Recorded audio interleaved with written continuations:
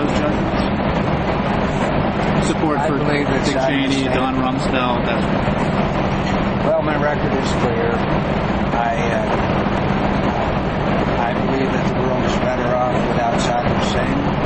I believe it was clear that he had every intention to acquire and use weapons of mass destruction. He had done so and stated his continued intention to do so. The fact is the sanctions were breaking down. The fact is that Americans were being shot at. American planes were being shot at. There's a multi-billion-dollar scandal called Food for Oil. I can imagine only what Saddam Hussein would be doing with the wealth that he would have acquired with oil at 110, 120, whatever it is, dollars a barrel. I was one of the first to point out the failure of the strategy in Iraq under Rumsfeld. I was criticized for being disloyal to the Republicans and the president.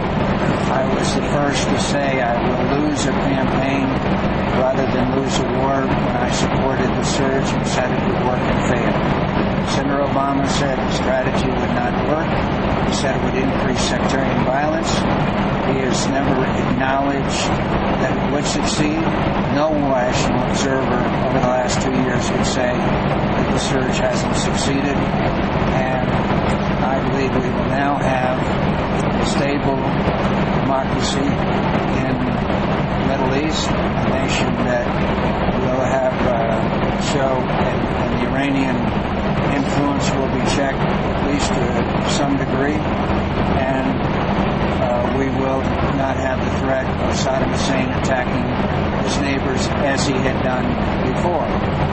So all those things argue, in my view, that I believe that we did the right thing. I believe that Rumsfeld's strategy was terribly flawed. I pointed out and I supported what has succeeded in Iraq, and we're winning this war, and we will come home with honor and victory and not defeat, as we would have if we'd done what Senator Obama wanted to do, which was have been out by last March. His original proposal was to be out by last March. I'll be glad to match my record of involvement in every national security issue that's faced this country in recent years with that of Senator Obama. Anytime, I look forward to that debate and discussion.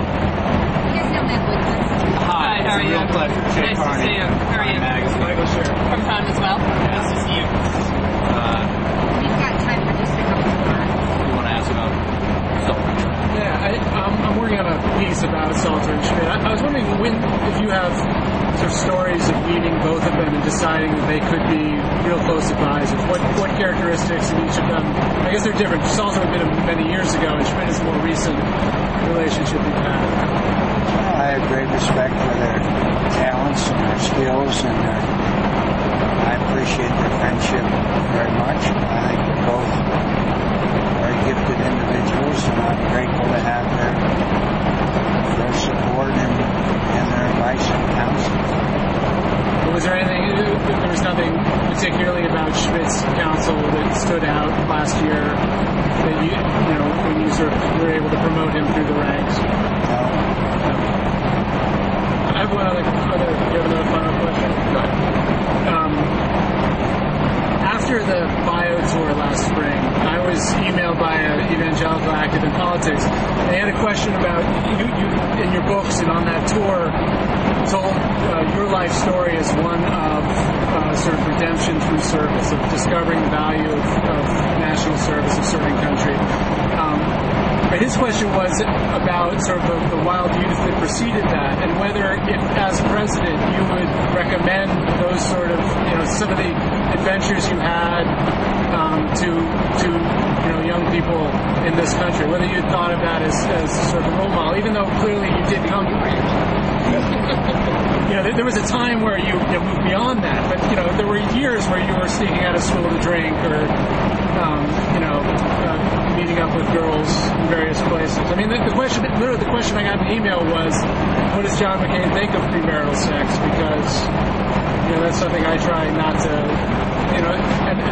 So if you don't answer that question, but I'm curious about sort of how you... I don't have any response to that kind of stuff. That's not why I'm running for president of the United States. Like what you want. I'm curious on these.